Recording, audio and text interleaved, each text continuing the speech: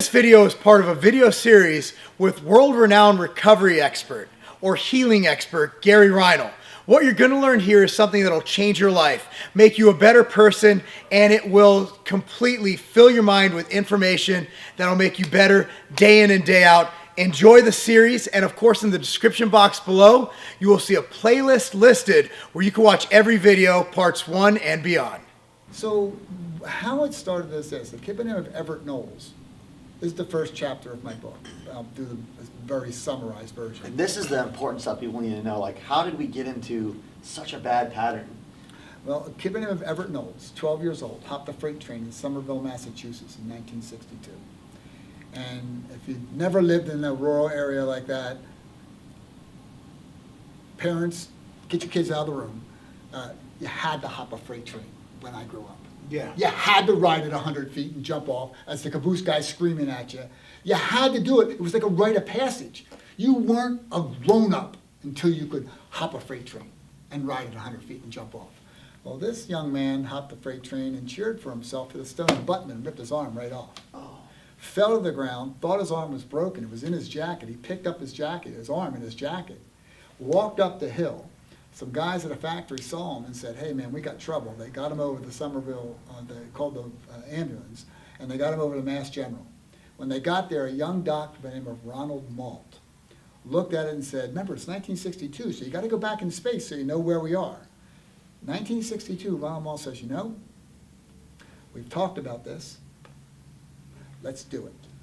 That was reattach a severed body part. It's 1962. This hasn't been done yet. He said, we got a perfectly healthy 12-year-old and a fully intact arm. Let's put this baby back on. So they start figuring it out. And in the process, Dr. Malt, most articles give him credit. There's one article I found that gave another doc credit. It makes no difference who gets credit. I'm going to say Malt.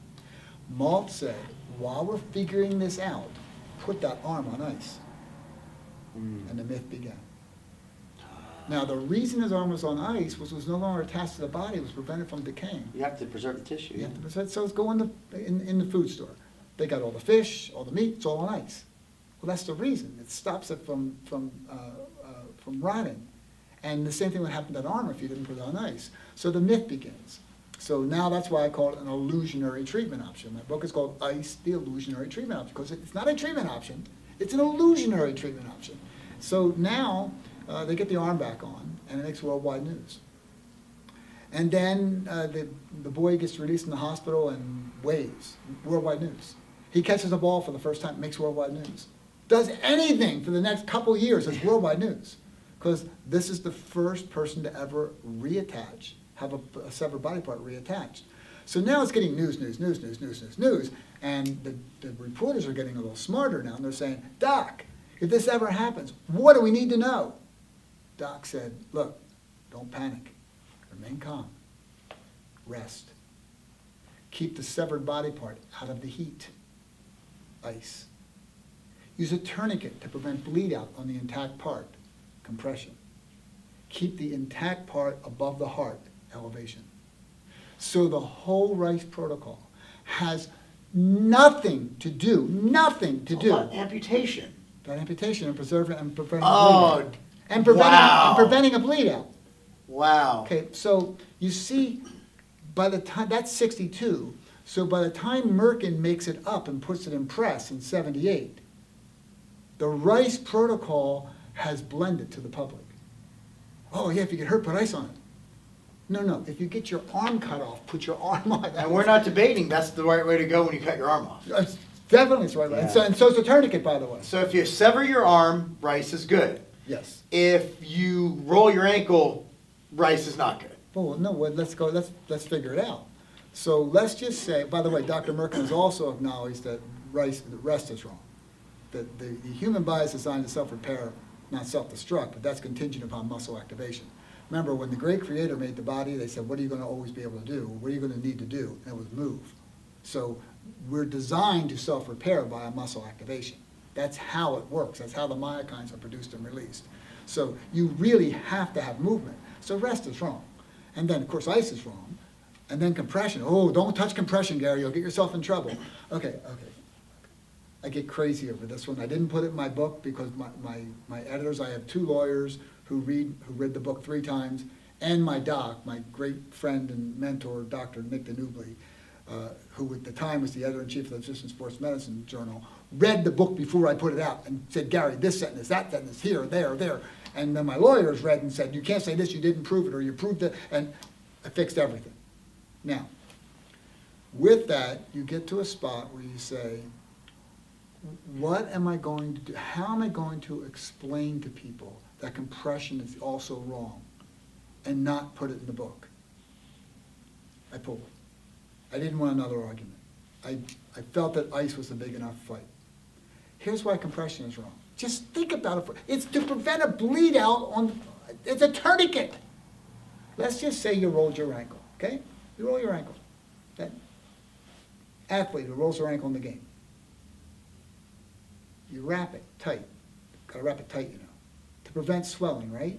That's what they wrap it tight for? Or worse, they wrap it tight in ice. It's like, jeez. You think, let's wrap it tight in ice, stay still, and take anti-inflammatories. We'll do everything wrong we can at once. Okay, let's talk about why compression would obviously be wrong. Are you compressing only the in or the in and the out? Just answer me. The in or the in and the out? Can you possibly compress only the in vessels? No. No. By the way, nobody ever said yes. You can't. Okay? So let me repeat back to what you're telling me to do. You are directly recommending that I prevent the waste from evacuating the damaged site. On top of the fact that you're preventing the repair and cleanup crew from getting there. Is that the dumbest thing you ever heard? It's pretty dumb in that when you put it in Okay, those. but here's the problem. Almost everybody thinks that you should wrap it tight. I was at a national meeting a few months ago, and this is for like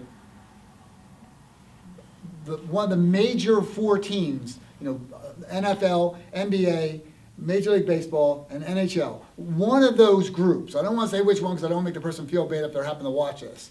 But the guy walks up to me and he says, I said, what do you got here? He says, oh, we've got the greatest thing. This is ice wrapped really tight so you can get the area really cold. And I said, why would you want to do that? He said, oh, prevent swelling. I said, why would you want to do that? And he said, well, you don't want swelling. I said, well, but you want the fluid to get there, right? No. I said, wait, stop. That's the repair and cleanup crew trying to get to the site. The vessels have been dilated and increased perfusion to bring the repair and cleanup crew to the site. Oh, yeah, you want that. I said, well, you're going to block that. And you're going to make it cold, so you're going to slow everything down. See, damaged tissue, when you put ice on it, it delays healing, it increases swelling, it causes additional damage, and it shuts off the signals that alert you to harmful movement, and you need movement to solve the problem. So how in the world could your product possibly be good? He said, well, I said, well, I do. I actually do know. So you can't get it out of your mouth, but I can tell you, I do know, and what you're doing is really foolish. Yeah. The last thing that you'd want to do, if you're going to put ice on, keep it 4 inches away. Don't let it touch you. Keep it away from you.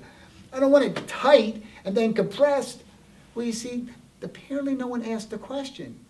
Can you compress only the in vessels? No, the in and the out. So with that, there are products out there that do compression and cold simultaneously. That's awesome. Are you guys kidding me? Then they take ibuprofen with it and they call it a day.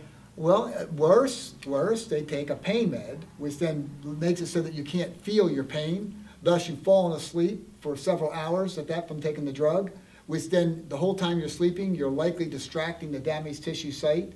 So about the worst thing you could possibly do is distract the damaged tissue site in the first 24 hours of post-trauma. You would never want to do that. Well, that's exactly what happens because now you can't feel the pain, so you have no signal telling you it's wrong. So you wouldn't want to do that. And they take a muscle relaxant, and you need the muscles to produce at least the myokines to run the whole process. It's like, are you guys... I can't think of a better way to do it wrong than to put ice on it, compress it, sit still, and take drugs that prevent the inflammatory response. Which is common practice. Now, I'll ask you something. You know there's 3 steps to healing, right? You know the 3 steps? You ready? Inflammation, repair, remodel. If you went to the fancy schools where you pay a lot of money, it's inflammation, proliferation, and maturation. Okay, proliferation and maturation or repair remodel to all the regular people. I'm from South Philly, it's repair remodel. We ain't doing no proliferation and maturation stuff. Same thing, but if you Google it, you'll see there's 3 steps. And to get to step 2 without step 1, sorry, doesn't count. Inflammation is your body's immune system responding to the damage. It's supposed to happen. It drives the healing process. And these guys are popping drugs. I have an article called Anti-Inflammatory. Free, put in Anti-Inflammatory, R.I.C.E, it'll pop right up. My lead co-author is the editor-in-chief of the Physician Sports Medicine Journal. And if you think at first, he said to me, Gary, and I said, Doc, it's true. This is an ultra-conservative, right down the center of the line orthopedic surgeon with a national reputation. He goes, I'm in. We simply proved to you. I actually referenced the drug warning label that says, if you take this drug, it will inhibit healing. It's like, who would do that? Well, they do it every day. So here's that poor young man, rolls his ankle, young woman rolls their ankle. They get him to the bench and do everything wrong. Now, here's why it matters. Let's just say you do what they do, okay? And you allow that waste to accumulate.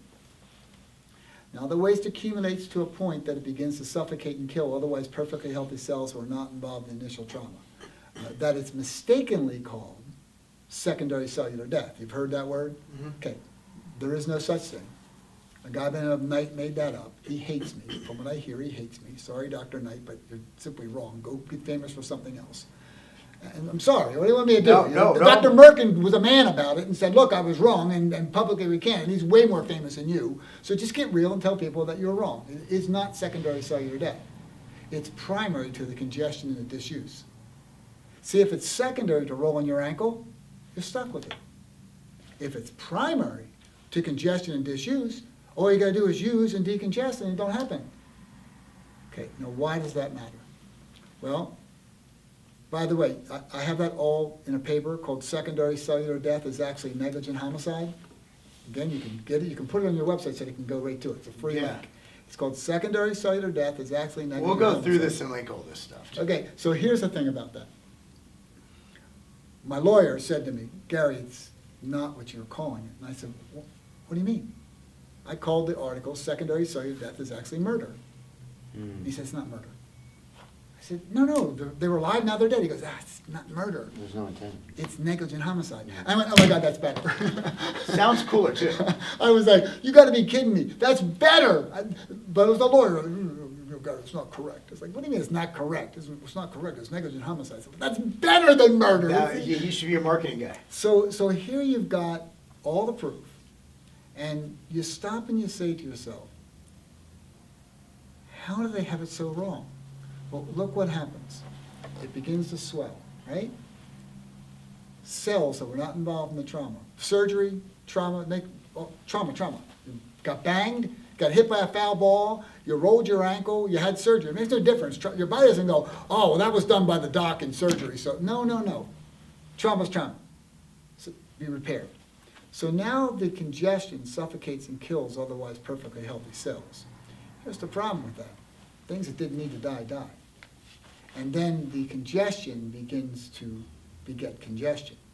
And now you start to suffocate and kill other, which makes it begin to hurt because those cells are dying, so they're screaming for oxygen, they're dying. And then the pain from the pressure of the swelling against the tissue makes it hurt. And then the joint is not mobile anymore, so now you're kind of stiff. So you begin to atrophy from lack of use. So the swelling that was merely the accumulation of waste at the end of the inflammatory cycle that you had not yet evacuated. If you simply evacuated, that wouldn't have happened, which is the reason it isn't secondary, it's primary to the congestion. And the subsequent disuse atrophy, neither had to happen. So I have in my emails, which I'll be happy to show you. I can't do it online because it's people's names. Of course. But I'll be happy to show you when we're off camera. But so that you can convey to your audience that, look, this is legitimate. He just can't show you because there's HIPAA violations. I can't show you patients' names. So I have trainers from elite settings sending me messages saying, Gary, what used to take weeks, we are now accomplishing in days. Well, hold on, stop. It was only supposed to take days in the first place. The reason it took weeks is because you allowed the waste to accumulate. which subsequently suffocate and kill otherwise perfect healthy cells are not involved in initial trauma, and the subsequent disuse atrophy. That's why it took you weeks. If you simply don't let that happen, you don't have that recovery to get. You don't have to regenerate. What I say, it is much easier to preserve than regenerate. And I actually have an article coming out shortly that no one knows about, but I'll say it here. I call it procrastination, a fundamental flaw in injury management. And the procrastination is, well, we'll deal with it tomorrow. No, deal with it right now. Don't let that waste accumulate and suffocate and kill. Think of it like this. Where you're from, it snows. Where are you from? Detroit. Snows there too. Okay, so you guys are used to snow. If I told you it was going to snow 24 inches in the next 24 hours, 1 inch per hour, guaranteed, 1 inch per hour, 24 at the end of the day. If every hour on the hour you would open your door with a good stiff broom, you could effortlessly keep your sidewalk clear of 1 inch of snow. If, however, you wait till morning and open your door to 24 inches of angry snow, I assure you will not clear it effortlessly, and it will not be with a good stiff broom. Don't let 24 inches of angry snow accumulate. Wow. Why do they do that? Why? I don't know. There's no explanation. See, when I grew up, you guys might have been right at the end when they stopped saying it, but we were told to walk it off. Coach said, Same. don't Yeah. sit still, it'll tighten up. Keep moving it. Well, guess what? That's how the body's designed to self-repair. See, first step of self-repair is to self-preserve. Why in the world would I want to get into muscle regeneration, tissue regeneration, when I can simply focus on tissue preservation? Why would I want to lose that which I don't have to lose? Why would I want to suffocate and kill otherwise perfectly healthy cells that were not involved in the initial trauma and subsequent disuse atrophy, when all I have to do is decongest the area, and that doesn't happen? So how does that work? Very interesting how it works. Again, the great creator.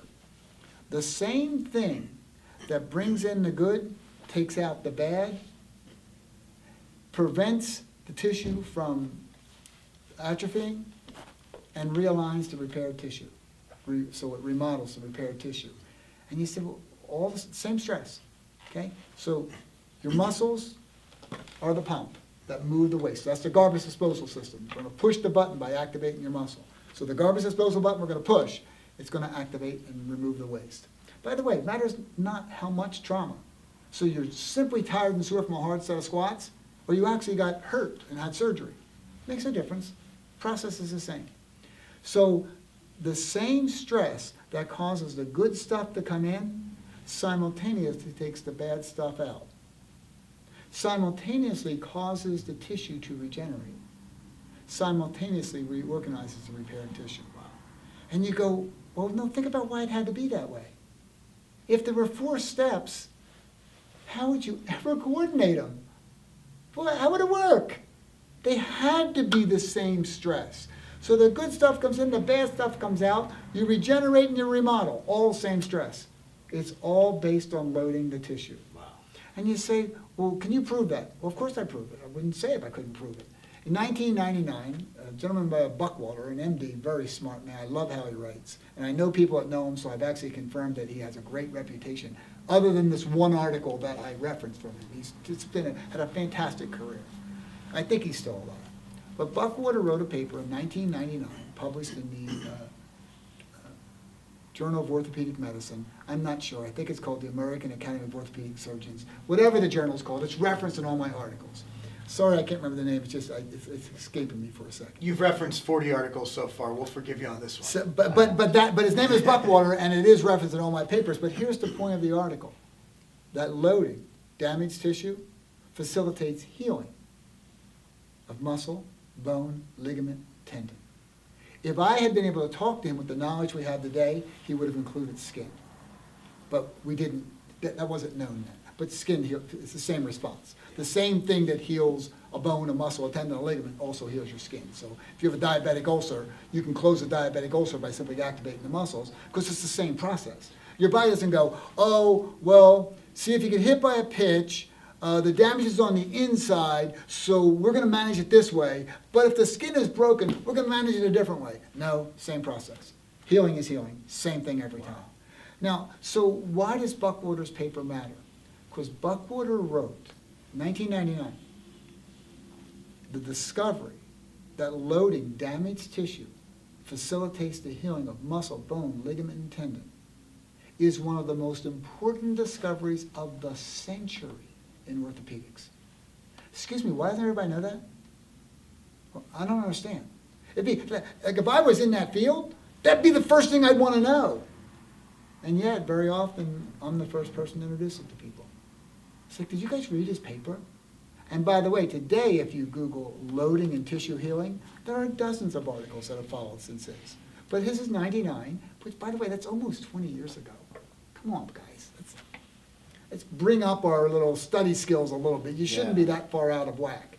So you see what happens? None of it is complicated. The human body is designed to self-repair, not self-destruct. Figure it out and get out of the way. And figuring it out is nutrition, hydration, rest. Got to have that in place. And then decongest the area. And the decongestion process is what will drive the tissue regeneration process and the remodeling. It's like, who made this up? The great creator. Whoever made up the body figured out you need to be able to self-repair. If you don't, these people won't survive. Something comes to mind, and that's that you've kind of approached this so logically, where the very process of putting ice on is the opposite. It was a response that was intended, like you said, to prevent swelling, but also, in my opinion, to cause numbing, to make it so you didn't. Well, that's feel. the only intrinsic benefit of icing is So temporary. there's a relief of pain, and as humans, sometimes I think we seek to relieve pain rather than facing why it is, which is what you've done, and trying to really holistically address the issue. So they made the pain go away temporarily, then afterwards started trying to justify why they were doing it. We do this all the time. We make emotional decisions and then try and justify them afterwards with what we think is logic. Well, Sean, it's become so monetized. There's so much money in painkillers and anti-inflammatories. This is literally free, and with it, like what he's telling doesn't cost you a dime. What he's saying right now, and ancillary things like let's say the Mark Pro, or even let's say different therapeutic things you use. Those are things that are extremely inexpensive when compared to the deductible plus what insurance kicks in to pay for your codeine or whatever you're taking, or your anti-inflammatory or high strength Motrin. There's too much money in that for this message to get out there. Yeah. So that's where we come into. That's why we're here right now. Let me address your feeling regarding pain. Putting ice on damaged tissue will give you temporary relief. But that's what they went for, the first and easiest. They did, but I liken that to the sympathetic bartender that gets the alcoholic a drink so he can temporarily feel better. Right. Okay, that's not a good plan. It's not going to solve the problem, and it actually makes things worse. Now, let's just say that guy was going to hang himself that night. And you give him a few drinks, he doesn't hang himself. He passes out at the bar. Okay, you know what? Good use that night. And there is a good use for ice. Let's say, for example, a 12-year-old rolls his ankle and dislocates it. And no one there knows how to relocate it. The hospital is 45 minutes away. All you have is a bag of ice. Give him a bag of ice. Don't worry about the additional damage. He'll have pain relief on the way to the hospital. He feels like you're helping him. When you get to the hospital, there'll be less swelling because you've delayed the recovery response, the healing process. So you've delayed things, so there won't be as much swelling. It'll be easier to reduce. So it's a good use for ice there. But they're very small spots where the alcoholic was actually going to hang himself that night. Right. Okay? Now, when you say, what's the best way to control pain? Well, the best way to control pain is to get rid of the reason you have the pain. So find a neutral position. If you broke your collarbone, I guarantee you I can get you in a neutral position that doesn't hurt, and you will have no pain. Minutes after you break it. I've been there, I've done it. And you say, well, how do you do that? You find a neutral position, there's no stress, you get it out of gravity, you see them put the air cast on people, it stops hurting. Because you get a neutral position, you get the stress off, you take care of the pain. Now, most of the pain is from the congestion, the pressure, the cells suffocating and dying. So if you decongest the area, or better yet, you don't allow it to congest, you won't have the subsequent pain. So control the pain the right way by decongesting the area and finding a neutral position, not numbing it. Because if you numb it, you're going to cause additional damage. you're going to delay healing, you're going to increase the swelling, and you're going to shut off the signals that alert you to harmful movement. And in this case, the movement will likely be you'll fall asleep and distract the damaged site, the tissue in the damaged site, while you're sleeping. And so your body's trying to heal and mend it back together, and you're in the wrong position because you can't feel it. You do not want to shut off the signals that alert you to harmful movement. That's a wrong concept, a wrong idea. It's a difference between literally numbing, which is what the ice does, or addressing, like you said, the actual scenario through finding a neutral position. Absolutely. You know? And decongesting the area. And decongesting the area.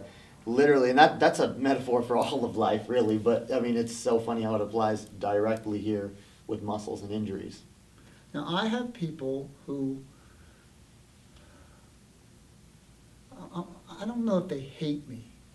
I don't know if that's the right word, because I don't know if they've ever really thought about it, but they think I'm really stupid and that I have no place in the market. That, who's this guy? I'm a reporter. I read all your stuff. I spent 7 years interviewing the top therapists, doctors, and trainers in the country.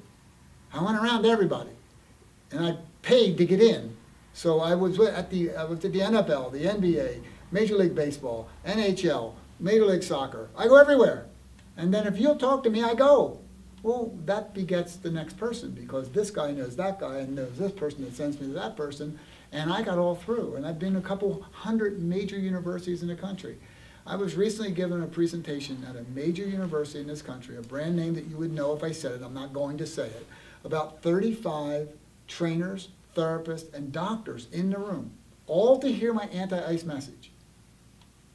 One of the therapists, actually, athletic trainer, actually said, in the middle of my talk, he blurted out, "Jesus, we're doing everything wrong." I said, "You're not doing everything wrong." I said, "You're doing a couple things wrong, but you're not doing everything wrong." But you see, not everybody can take that. Yeah. That was like, he wasn't even, I don't know if he thought he was talking out loud. He blurted it out, got it off his chest. I said, "No, you're not doing everything wrong. You're doing a lot of things wrong, but you're not doing everything wrong." I'll give you an example. And I don't mean in any way, shape, or form this is not a good product. It is a good product, okay? Did you hear me? It's not a bad product, it's a good product, okay? But have you seen these things that squeeze your skin and then let go, and squeeze your skin and then let go? There's different brand names. Do you know what I'm talking about? Yeah. Okay, I don't want to say the names here. But you know, there's two big brand names. And one says they've got the proper pressure and the sequencing. The other says, no, we have the proper pressure and sequencing. They don't, we do. And they compete against each other. And I just raised my hand and said, well, I have a question. Is there a proper pressure? Oh, yes, there's definitely a proper pressure. Okay, so one of these is wrong, right? So here's a question for you. You have to have proper pressure around the vessel, the lymphatic vessel, to move the waste? Because, you know, they say they're recovery products. They wouldn't call them a healing product because it has nothing to do with healing. In fact, they have very little to do with recovery. They feel good, people like them, and I don't have a single customer that doesn't own the product. And everybody I know who owns the product says their players like it and feel better when they get off. So I'm not saying it's not a good product. I'm just pointing out it's not a recovery or a healing product. I can prove it. Now watch. Has to be a proper pressure around the vessel, right? So there's superficial, intermediate, and deep vessels, right? There's some 165,000 miles of lymphatic vessels in an average-sized person. So there can't all be top, they can't all be middle, they can't all be bottom. They got to be top, middle, bottom, and everything in between, right? So let me borrow your wrist. I put the proper pressure around your superficial vessels. What impact does that have on your deep? Not much. I put the proper pressure around your deep vessels. Besides crushing the superficial, what impact do I have on your healing? It's the dumbest thing I ever heard in my life. Of course In fact, it looks like I just had some spousal abuse going on right there after that. Literally my nerve went, yeah. So you see the point? It can't possibly provide the proper pressure, which they say you have to have, because they're fighting each other. So in battling each other, they gave me their Achilles heel. And I'm like, guys, you can't possibly provide the proper pressure superficially, intermediate, and deep simultaneously. It's a physiological impossibility. Yeah. So you can't possibly do what you say you do. But let's just say you're going to look at that product. You're going to say it's a recovery product, okay? And you're trying to recover, okay? You want to recover. That's your goal. And I say, so what are you going to do? He said, well, I'm going to do that because everybody's doing it. It's a recovery tool. I said, okay, let me ask you something. Let's just look at the 4 things that have to happen for recovery. Here are the 4 things. You got to bring good stuff in. You got to take bad stuff out. You got to produce and release the myokines that drive or mediate the tissue regeneration process. And you got to reorganize and repair tissue. Those are the 4 things you have to do. That's about 160 pages, long chapter, down to 28 words or so. Okay? It's very simple. That's what you got to do. So to make good stuff come in, would you recommend that I squeeze it and prevent flow, or allow it to flow? Or how about better? How about if I dilate the vessels via muscle stress, get a nitric oxide dependent vasodilation, actually dilate those vessels and really increase the flow? Wouldn't that be best? Yes. Well, it's a passive squeeze, so there is no muscle activated nitric oxide dependent vasodilation. Squeezing your skin can't possibly cause a dilation. It has nothing to do with it. The nitric oxide is produced as a result of the stress, and then the muscle communicates across the extracellular matrix the best we know. I hope it's how it goes. That's the only research that I've been able to find on it.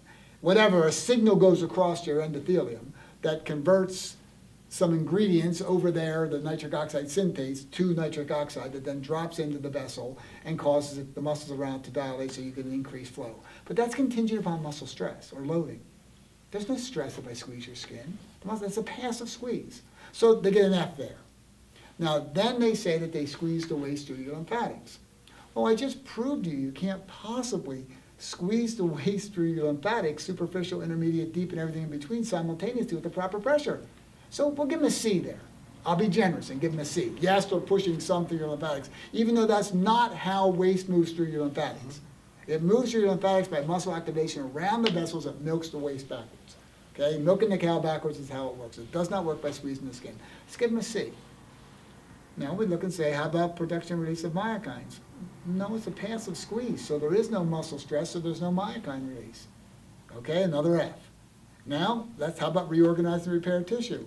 No, there's no loading, there's no stress, so there is no remodeling and repair tissue. So that's another F. So here's the deal. I was very generous with my C. They get 3 Fs and a C. Everywhere I've ever heard, that's a failing grade. Yeah. So it couldn't possibly be a recovery tool. Well, it is. If you remember that analogy, I spoke with you, I think we were off camera when I said it. I said that I could tell you about a product that I've invented. It's the ultimate snow shovel. I have eliminated the risk of heart attacks and back injuries. Spectacular snow shovel. It's a kitchen spatula. No more heart attacks, no more back injuries. Will it work? Of course it works. I can shovel snow with a kitchen spatula, right? Can't you? Good plan? Yeah. Thanks for being kind. No. But You could. But it would work. It would be inefficient. And I'm not telling an untruth. And so are the products that squeeze your skin. They are not telling an untruth. There is, hey, they got a C. They got 3 Fs and a C. So it is good. But how good? Compared to actually activating the muscles around the vessels by stressing and dilating and increasing the flow in and out simultaneously, and the production and release of the myokines. See, when those myokines are produced and released, the primary initial spot is to cause angiogenesis, to recapitalize the area around the damaged area, or the tissue around the damaged area. That's critical. You've got to recapitalize the area, or if the tissue regenerated without recapitalization, it would die. Well, so you have to get the capillaries. Well, guess how you get that? By stressing the muscles to produce and release the myokines that drive or mediate the tissue regeneration process, the primary one in that case being PGC alpha 1, which is in the articles I told you about already. That might be in my article, Wasting Away in Margaritaville. I think it is. Did the lawyer come up with that one, or is that on you? That's all you. No, I made that one up. Okay, good. I made that one up because my doc said to me, who's my lead co-author, the same doc who's with my other papers, he said to me, well, we're going to have to do something that's interesting because nobody's going to read this. I said, well, okay, I got it. We'll do the first page, Jimmy Buffett. And it'll end with, if you're wasting away at your own damn fault. There you go. Okay, so I had the last line. All I had to do was create the first 20. So I took all the lyrics from the song, and I showed by the lyrics why sitting still on ice on anti-inflammatories wouldn't work. And then second, third page become fact-based with all of the clinical references. So we nail it. It's a great paper. It's worth reading. Again, if you're interested in the big answer, if you only want to understand how to facilitate recovery, healing, well, then you don't have to read any of it. Just listen to this and you'll be good to go. But if you want to know stuff, if you want to validate things, if you want to make sure what I said was true, well, then do that. Guys, this is a multi-part series. The playlist is listed down below in the description box. However, Gary's product, which is called the Mark Pro, is one of the greatest recovery agents on the market. Coupon code is LOBLINER, LOBLINER. Put that code in there when you buy it, and $100 will be donated straight to the Semper Fi Fund from your purchase.